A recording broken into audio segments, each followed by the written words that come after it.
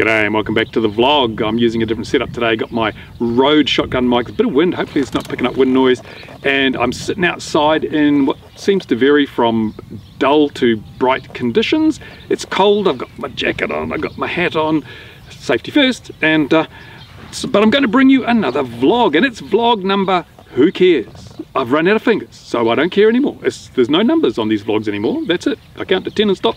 So it's just the vlog, and today I've got a few topics to talk about. First of all, as you've probably seen in the title of this video, Casey Neistat's going to get his ass handed to him in a sling by the FAA. We hope. Now, Casey, he's a big YouTube celebrity. Everybody knows who Casey Neistat is. If you don't, what rock have you been hiding under? But Casey Neistat is a hip young thing, and he goes out and does these videos, and he's all hippie and got his boosted board, and he's really trendy, all the new things.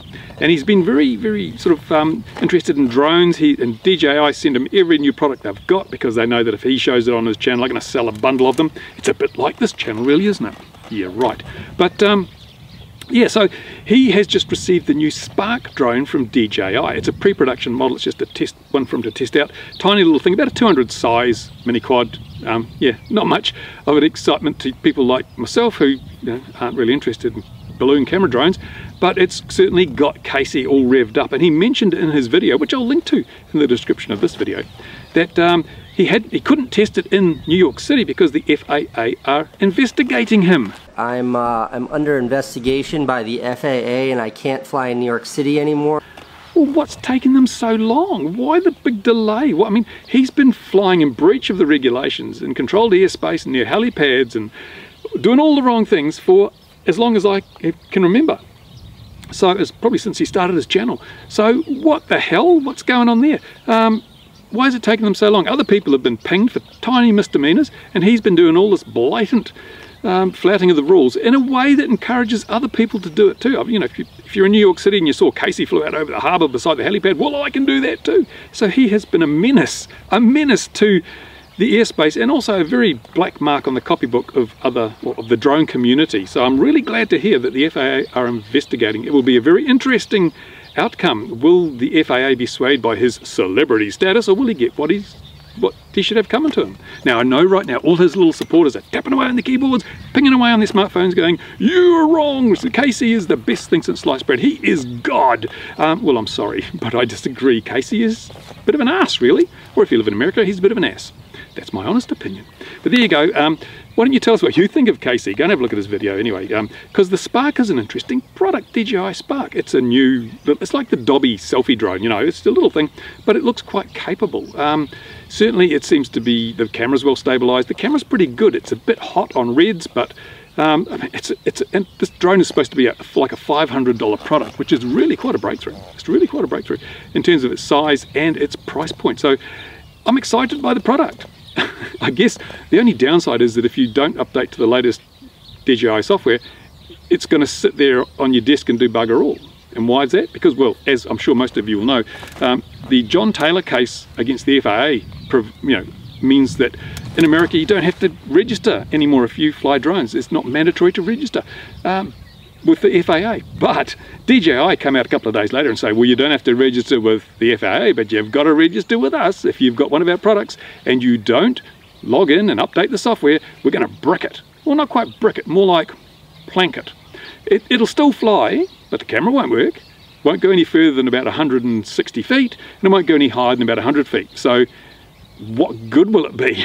So, because they've basically, they're currying favour with the FAA. They want to be able to say, look, we're doing all these things for safety. Aren't we wonderful? We're the best manufacturer in the world. You should look after us.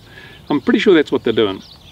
But also they're protecting their ass, because the way it is at the moment, a lot of the bad news stories involving drones are result of DJI products. People flying Phantoms where they shouldn't fly them, people flying Mavics where they shouldn't fly them. So DJI are in a bit of damage control mode here. They've got to make sure that the people don't misuse their products and effectively give them a bad name. So they're working as hard as they can to avoid that. And this is one way of doing it. But from a point of view of a consumer, you've got to be worried. You bought this expensive, fantastic drone with all these capabilities. It's all on the DJI website and on the brochures and on the box. It does all these wonderful things. And you get it home and it doesn't, because you've got to log in and register and give them all your details and download new software.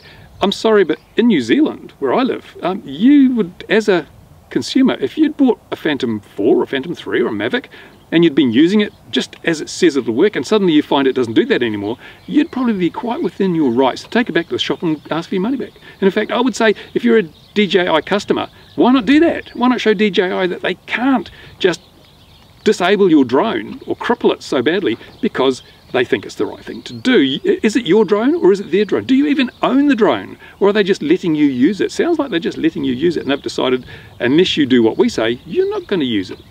That's not a good look. But anyway, first of all, when I heard this, I thought, oh, this is outrageous, this is terrible, I should do a big rant about it. But actually, DJI is my new favourite company. I think what they've done is a good thing. I really do, for two reasons. First of all, as I said, DJI products feature disproportionately in the incident lists, you know, where drones have been used inappropriately and endangered people or property or the airspace. More often than it should be, it's a DJI product that's used there because they're very popular products and they're very easy to use. So by putting this restriction on, by forcing people to update their software so the geosystem will control where they can and can't fly, they're going to be improving safety. There's no doubt about it. They're going to be improving safety, and it's got to be a good thing. Has to be a good thing.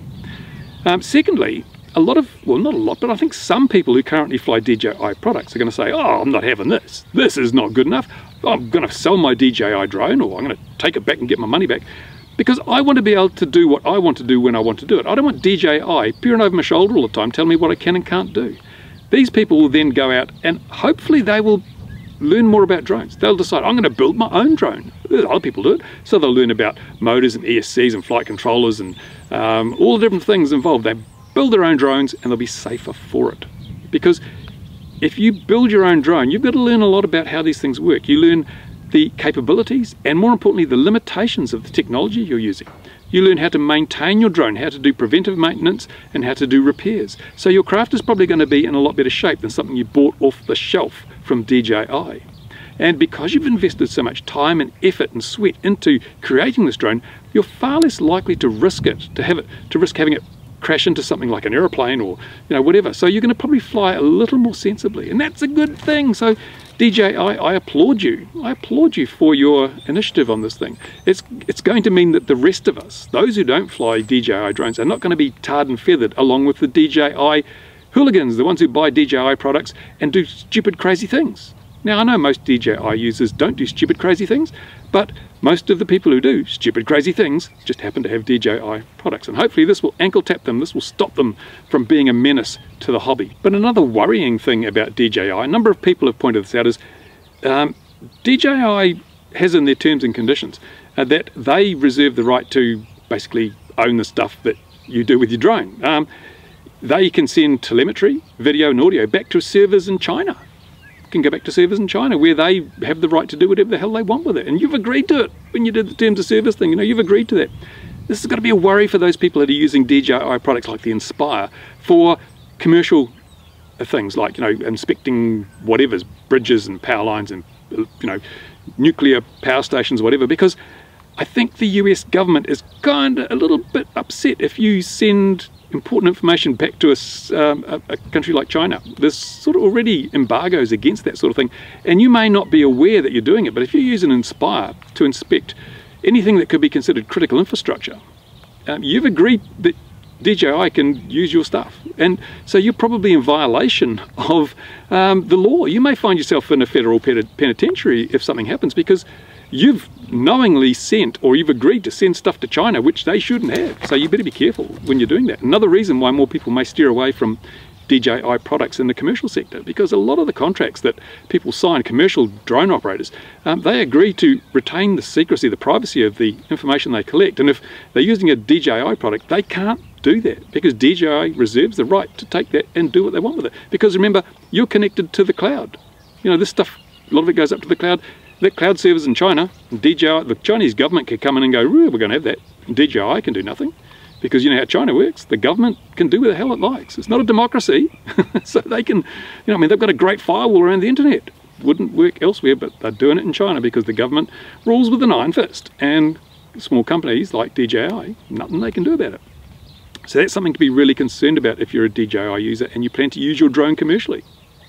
Now here in New Zealand, the New Zealand Airline Pilots Association have issued a press release, and they're really worried, they're concerned, they're frightened, they're shaking in their little girly panties, I tell you now.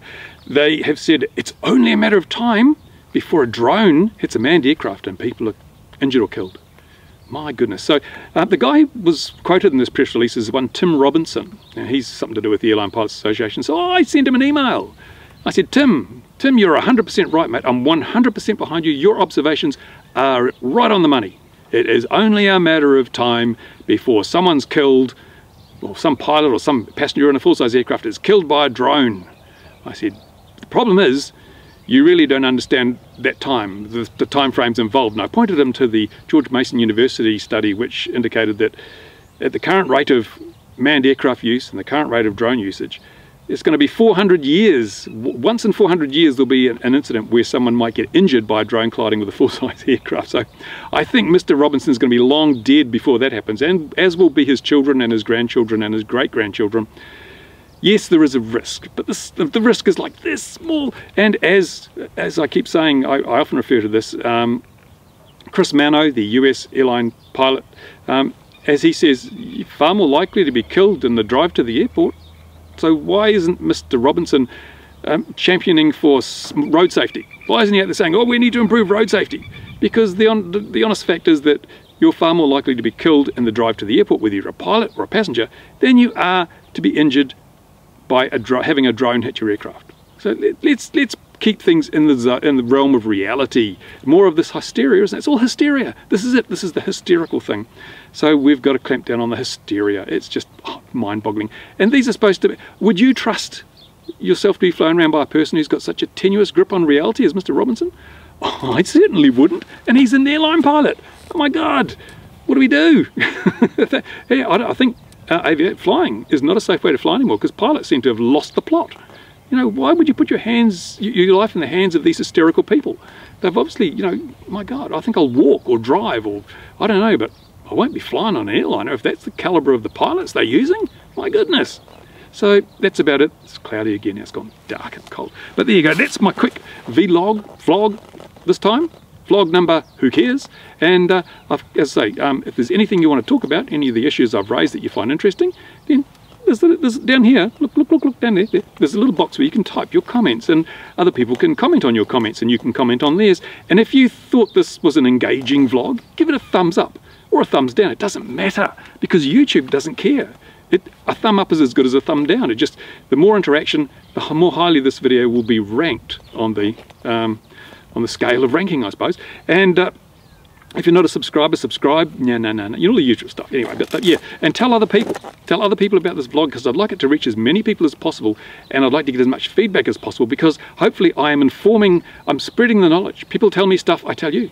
You tell me stuff, I tell other people. That's the way it works. So if we're not educated and informed, we can't properly battle for our rights when it comes to flying models, drones, whatever.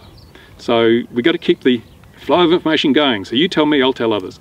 And let's try and get as many others involved as possible. That's it. It's dark and cold. Oh, I'm going to have a coffee, and then I'm going to do some videos inside for my RC Model Reviews channel. Got a few coming up, and theory of flying wings will continue this week.